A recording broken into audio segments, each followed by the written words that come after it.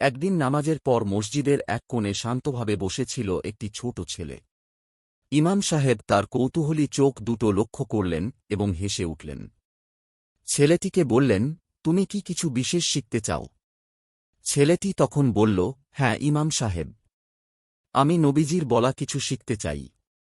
ইমাম মাথা নেড়ে কোমলভাবে বললেন, নবীজি বলেছেন, যে ব্যক্তি আল্লাহ ও পরকালের প্রতি বিশ্বাস রাখে সে যেন ভালো কথা বলে অথবা চুপ থাকে।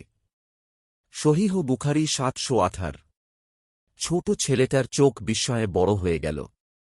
ছেলেটি বলল, এর মানে যদি আমার বলার মতো ভালো কিছু না থাকে তাহলে চুপ থাকা ভালো।